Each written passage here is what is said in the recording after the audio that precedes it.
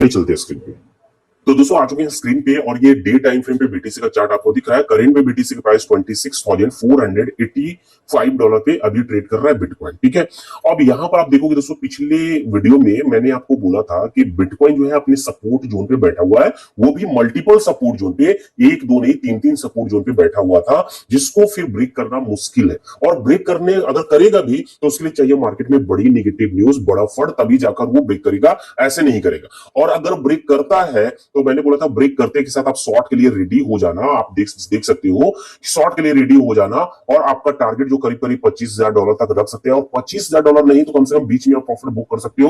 और $25,000 पे आए ना तो वहां पर आप लॉन्ग पोजीशन जरूर ओपन करना। ये मैंने स्पष्ट रूप से एक वीडियो में नहीं, कई सारे वीडियो में लगातार जब भी बीटीसी का प्रेडिक्शन कर रहा हूं तो वो बताते आ रहा था कि 25,000 लेवल पे जब आए ना तो यहां से लॉन्ग जरूर ओपन करना, या स्पॉट में भी कम से कम बाई जरूर बना लेना। यहां पर अगर जो लोग पहले से मेरी बात मान के 25,000 लेवल पे लिमिट ऑर्डर सेट कर रखे होंगे तो वो कहीं ना कहीं अभी प्रॉफिट बना लिए होंगे। 50% तक इजी तरीके से 50 से 60% तक प्रॉफिट बनाने का मौका मिला।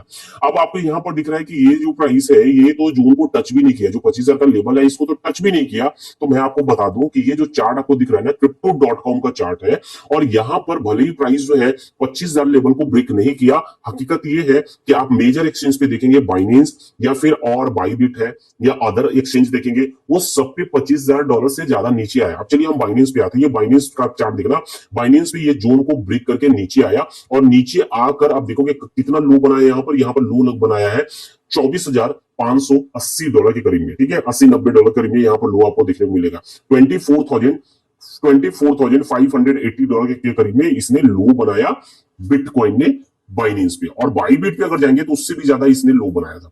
अगर यहां पर देखेंगे $24,394 का लो बनाया बाईबिट पे बिटकॉइन, यानी 25,000 से नीचे गया। तो अगर जो 25,000 लेवल पे लॉन्ग किए होंगे तो यहां पर हमें देखने को मिल रहा है 25,000 अगर हम लेवल पे आ जाते हैं तो 25,000 लेवल से अगर देखें लॉन्ग करने वाले को तो करीब करीब यहां मार्केट जो है 7% उठा, यानी 70% का प्रॉफिट बुक करने का मौका दिया। ठीक है, जो लॉन्ग किए होंगे, और जो स्पॉट में भी बाई किए होंगे तो 7% के प्रॉफिट में अभी भी चल रहे होंगे। ठीक है, अब यहां पर बात ये आ रहा है दोस्तों कि ये जो है इस लाइन का ब्रेकआउट तो कर दिया, इस लाइन का ब्रेकडाउन किया, और यहां पर आके फिलहाल अभी सपोर्ट लिया है। बस ध्यान रहे कि इसको सपोर्ट ब्रेक नहीं होना चाहिए। अगर ये सपोर्ट ब्रेक होगा ना तो बहुत ही ज्यादा ये फिर गिरकर सीधा जो है इस जोन पे आएगा। पहले मैंने प्रेडिक्शन किया था कि अगर इस ट्रेंड लाइन को ब्रेक करता है तो मार्केट 25,000 लेवल तक आएगा। 25,000 लेवल तक आ चुका। अगर ये जोन ब्रेक होता है तो फिर समझ जाना ये $20,000 तक पहुंच सकता है, $20,000 तक।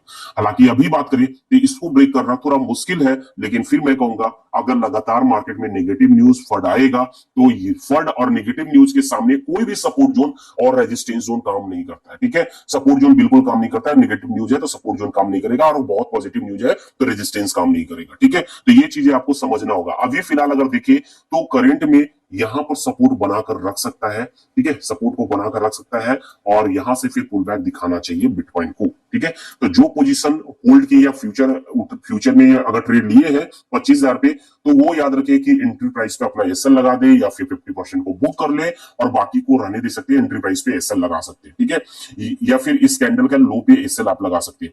यहां पर अगर देखेंगे तो प्राइस थोड़ा ऊपर जाने की पॉसिबिलिटी अगर देखिए एक एंगल से ना, तो हमें दिख रहा है कि बिटकॉइन प्राइस जो है इसका ऊपर जा सकता है। क्यों?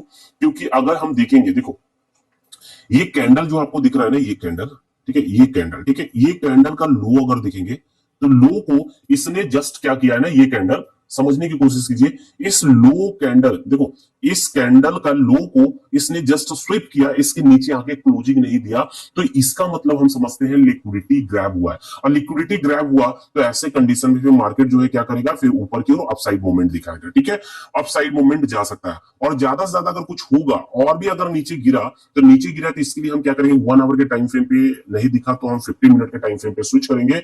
और यहां पर अगर कोई कैंडल अगर हमको दिख रहा है, अगर यहां पर कोई कैंडल छोटा सा दिखता तो वही कैंडल पे फिर से हम टारगेट बना सकते थे लॉन्ग का। लेकिन यहां पर इतना बड़ा कैंडल है तो हार्डली जो है ना ये गिरेगा तो कुछ यहां से आकर फिर वापस, यानी ज्यादा नहीं, कुछ $100 जो है नीचे आएगा, और नीचे से फिर वापस जो है ऊपर जा सकता है। देखो लिक्विडिटी ग्रैब होता है, फिर लिक्विडिटी ग्रैब के बाद अपसाइड मूवमेंट आपको दिखा देगा। लो यानी आपको नीचे जाके लिक्विडिटी ग्रैब किया तो अपसाइड मूवमेंट दिखाएगा, ऊपर लिक्विडिटी ग्रैब होगा तो फिर डाउन साइड मूवमेंट दिखाता है। ये चीजें आपको अक्सर जो है मार्केट में देखने को मिलेगा। तो यहां पर जो हमें देखने को मिल रहा है डे टाइम फ्रेम पे कि यहां पर इस कैंडल की लिक्विडिटी ग्रैब हुआ है, तो मार्केट को यहां से चाहिए कि अपसाइड मूवमेंट दिखाए, यहां से मार्केट को चाहिए कि अपसाइड मूवमेंट दिखाए, और हो सकता है इस ट्रेंड लाइन को फिर एज ए रेजिस्टेंस की तरह रिएक्ट करे।